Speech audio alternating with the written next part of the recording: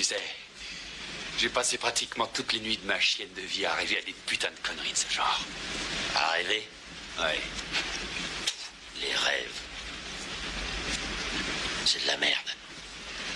Tu vas rien faire de tout ça. Et je vais te dire, moi, ce que tu vas faire. Tu vas te trouver un job. Et oui, c'est ça que tu vas faire, te chercher un petit boulot quand ton lard peut se dégoter. Un truc comme vider les cendriers dans une cafétéria ou nettoyer les chiottes. Et tu vas te cramponner à ce boulot comme à de l'or. Parce que c'est de l'or. C'est moi qui te le dis, c'est de l'or. Tu écoutes quand je te parle?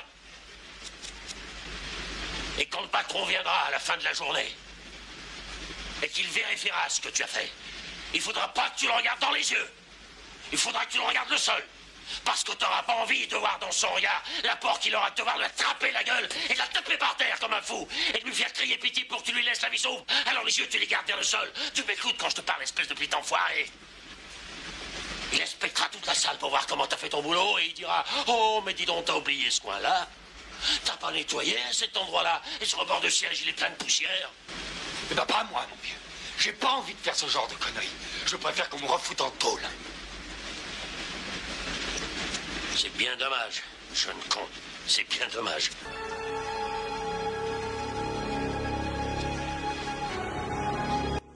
Runaway Train, 1985. Si vous aimez les films d'action, là, vous allez être servi. Ce film, curieusement, n'est quasiment pas diffusé sur les chaînes de télévision. C'est un film d'Andrei Konchalovsky. C'est un réalisateur russe qui a fait la première partie de sa carrière dans l'ancienne URSS et qui après est passé à l'Ouest. Et il y a réalisé quelques excellents films, dont ce Runaway Train, qu'on pourrait traduire par Le train des fugitifs. Il était sorti sous un autre titre en France. Il est intéressant à plusieurs titres. C'est un film de train. C'est un type de film qu'on retrouve très souvent dans l'histoire du cinéma. C'est un film de prison. Alors là, c'est un des grands thèmes du cinéma, la prison. Et c'est un film aussi de transmission. C'est l'histoire, très rapidement, d'un vieux tôlard qui va s'évader avec un jeune tôlard. Et il va lui apprendre beaucoup de choses de la vie. C'est un film de très grande humanité. Et en s'évadant, il se retrouve à grimper dans un train.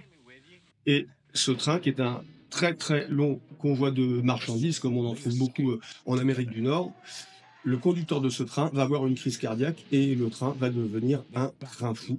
Et il traverse l'Alaska. Donc il y a un certain nombre d'obstacles à franchir. C'est un film vraiment passionnant. Et l'intérêt de ce film aussi, c'est qu'il y a deux grands acteurs.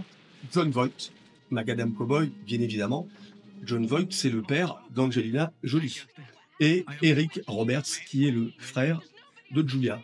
C'est un très grand film. Une raison supplémentaire de voir ce film, c'est que le scénario, excusez du peu, est signé par Akira Kurosawa, qui est quand même le grand maître du cinéma japonais, qui a fait bien sûr énormément de chefs-d'œuvre comme Le Château de l'Araignée, son dernier film Kagemusha, produit d'ailleurs par Francis Ford Coppola.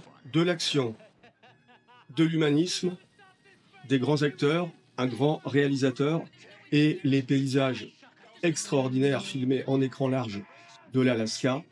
Franchement, ne loupez pas. Runaway Train, Andrei Konchalovsky, 1985.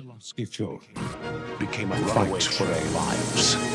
Jon Voight, Eric Roberts, Rebecca De Mornay, and Andrei Konchalovsky film. Runaway Train.